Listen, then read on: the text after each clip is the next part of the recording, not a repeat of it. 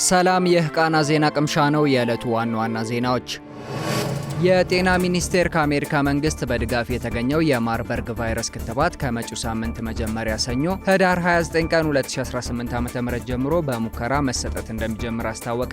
ሚኒስቴር መስሪያ ቤቱ ለማርበርግ ቫይረስ ምላሽ ለመስጠት የሚደረገውን ጥረት የሚደግፍ 2500 የሙከራ ክትባት ከአሜሪካ መንግስት በድጋፍ መረከቡን ትላንት በኦፊሴላዊ የፌስቡክ ገጹ ባወጣው መግለጫ አስታውቋል። ክትባቱን በኢትዮጵያ የአሜሪካ አምባሳደር አርቪን ማሲንጋ በጤና ሚኒስትሯ ዶክተር መቅደስ ዳባ አማካኝነት ለኢትዮጵያ የመድኃኒት አቅርቦት አገልግሎት ማስረከባቸውን ገልጿል። አምባሳደር ማሲንጋ ሀገራቸው በባርዳና በሳቢን የክትባት ተቋም በኩል ክትባቱን ተደራሽ ማድረጓን የገለጹ ሲሆን አሜሪካ የማርበርግ ወረርሽኝ ከጀመረበት ጊዜ አንስቶ ለኢትዮጵያ ጠንካራ አጋር መሆኗን ማረጋገጧን ተናግረዋል።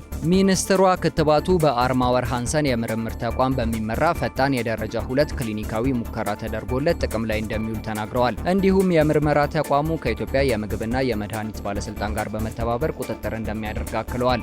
በዚህም መሰረት ክትባቱ ከህዳር 29 ቀን ጀምሮ ለጤና ባለሙያዎችና ከፍተኛ ተጋላጭ ለሆኑ ቡድኖች ቅድሚያ መሰጠት እንደሚጀምር ተገልጿል። ጤና ሚኒስቴር ወረርሽኙን ለመግታት ከሚመለከታቸው ባለድርሻ አካላት ጋር በመሆን የምላሽ አሰጣጡን አጠናክሮ መቀጠሉን ያስታወቁ ሲሆን የቅኝትና የቁጥጥር ስራውን ማጠናከር፣ የጤና ባለሙያውንና ጤና ሰራተኞችን ጨምሮ ተጋላጭ የሆኑትን በመጠበቅ ላይ ትኩረት በማድረግ የመከላከል ስራው ተጠናክሮ እንደሚቀጥልም ዶክተር መቅደስ አክለው ተናግረዋል። በኢትዮጵያ የማርበርግ ቫይረስ ከተከሰተበት ጊዜ ጀምሮ እስከ ትላንት ድረስ በአጠቃላይ 1131 የላቦራቶሪ ምርመራ ተደርጎ 13 ሰዎች ቫይረሱ እንደተገኘባቸውና ከነዚህም ውስጥ 8 ያህሉ ህይወታቸው ማለፉ እንዲሁም 4 ሰዎች አገግመው ከህክምና ማዕከል እንደወጡና አንድ ሰው አሁንም በህክምና ላይ እንደሚገኝ ሚኒስቴር መስሪያ ቤቱ ትላንት ምሽት ያወጣው መረጃ ያሳያል። በአዲስ አበባ ከተማ ነዋሪዎች በአካል ሳይገኙ ባሉበት ሆነው የሲቪል ምዝገባና የነዋሪነት አገልግሎት ማግኘት የሚችሉበት ስርዓት ይፋ ሆነ። ዛሬ ይፋ የሆነውና ሙሉ በሙሉ በኢትዮጵያ አርቲፊሻል ኢንተለጀንስ ኢንስቲትዩት እንደለማ የተገለጸው ስርዓት አገልግሎት አሰጣጥን ይበልጥ የሚያዘምን አዲስ የተቀናጀ የሲቪል ምዝገባና የነዋሪነት አገልግሎት ዲጂታል ስርዓት እንደሆነ የመዲናዋ ከንቲባ አዳነች አቤቤ ተናግረዋል። ሲስተሙ ባለጉዳዮች የሞባይል ስልካቸውንና የተለያዩ የቴክኖሎጂ አማራጮችን በመጠቀም በአካል ሳይገኙ ባሉበት ሆነው አገልግሎት እንዲያገኙ የሚያስችል እንዲሁም የግዴታ ፎርም መሙላትን የሚያስቀር በኢሚግሬሽን፣ በጤና፣ በፍርድ ቤት፣ በብሔራዊ መታወቂያና በሌሎችም ተቋማት መካከል ቅንጅትና መናበብን የሚፈጥር እንደሆነ ተጠቅሷል። በተጨማሪም የመታወቂያ አሰጣጥ ላይ ባለፋይሉ ባለቤት ይሁንታ ሳይሰጥ ለማንም በእርሱ የቤት ቁጥር መታወቂያ እንዳይሰጥ መቆጣጠር የሚያስችልና ሌሎችም አገልግሎቶችን የያዘ መሆኑ ተገልጿል። ይፋ የተደረገው ይህ ዲጂታል ስርዓት በወረቀት አገልግሎት አሰጣጥ ላይ የነበሩ የተለያዩ እንግልቶችን የሚያስቀርና ብልሹ አሰራርን በመከላከል ግልጽነትን የሚፈጥር መሆኑን የከንቲባ ጽሕፈት ቤት ባወጣው መግለጫ አስታውቋል። የኢትዮጵያ ሀገራዊ ምክክር ኮሚሽን ከኢትዮጵያ ዜጎች ለማህበራዊ ፍትህ ፓርቲ ኢዜማ የሀገራዊ ምክክር አጀንዳዎችን መረከቡን ገለጸ።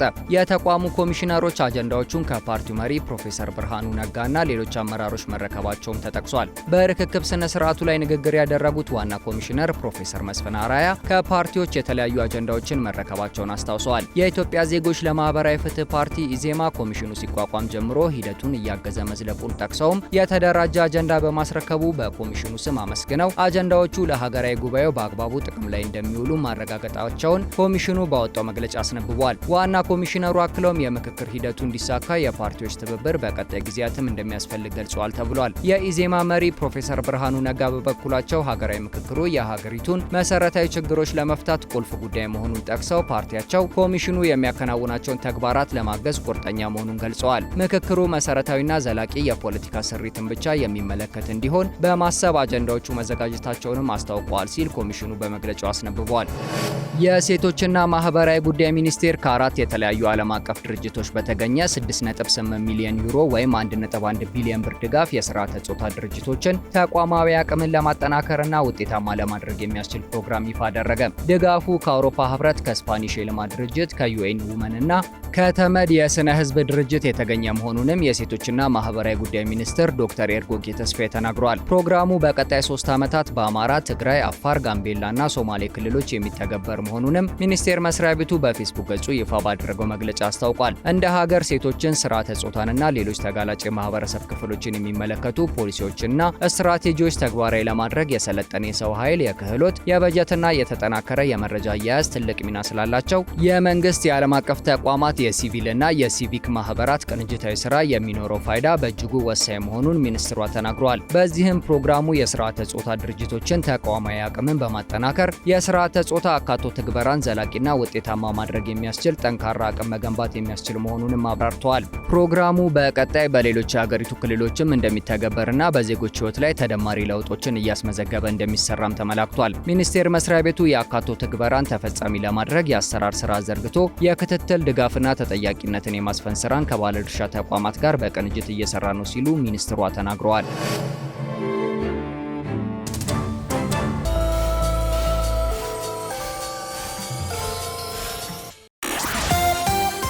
ኢትዮ ቴሌኮም የኤሌክትሮኒክስ ክፍያ አገልግሎት ላይ በጋራ መስራትን ጨምሮ በአራት ጉዳዮች ላይ ከካሜሮን ቴሌኮሙኒኬሽን ካምቴል ጋር በጋራ ለመስራት የሚያስችል የኮንትራት ስምምነት መፈራረሙን አስታወቀ። ሁለቱ ኦፕሬተሮች ትላንት በያውንዴ የተፈራረሙት የማስተር ሰርቪስ ስምምነት የካምቴል ኩባንያ የስራ ኃላፊዎች እንደ አውሮፓውያን አቆጣጠር በኤፕሪል 2025 በኢትዮጵያ ያደረጉትን ጉብኝት ተከትሎ የተጀመረውና እውን የሆነው የትብብር ግንኙነት አካል ነውም ተብሏል። ስምምነቱ አራት መፍትሄዎችን በመተግበር ላይ ያተኩራልም ተብሏል። ከነዚህ ውስጥ የፋይናንስ ተደራሽነትን ለማሳደግ በብሉ መኒ የኤሌክትሮኒክስ ክፍያ አገልግሎት ላይ በጋራ መስራት፣ የህዝብ አገልግሎቶችን ዲጂታል ማድረግና ብሔራዊ የመንግስት ክላውድ እንዲቋቋም መደገፍ፣ ለላቀ የግንኙነት ጥራት የ4G 5G ኔትወርክንና አዳዲስ መፍትሄዎችን ለማቅረብ የሚያስችል ስትራቴጂያዊ ድጋፍ መስጠት ይገኙበታል። እንዲሁም በዋናነት የመረጃ ስርዓቶችን በማዘመን አሰራርን አውቶሜሽን በማድረግ ደንበኛ ተኮር ባህልን በማጉልበት ረገድ ድጋፍ በማድረግ የካምቴልን ተቋማዊ ሽግግር መደገፍ ቀሪው በስምምነቱ የሚተገበር ጉዳይ መሆኑን ኢትዮ ቴሌኮም በመግለጫው አስነብቧል። ስምምነቱ ተጨማሪ የትብብር ማዕቀፎችን ለመፍጠር ያስችላልም ተብሏል።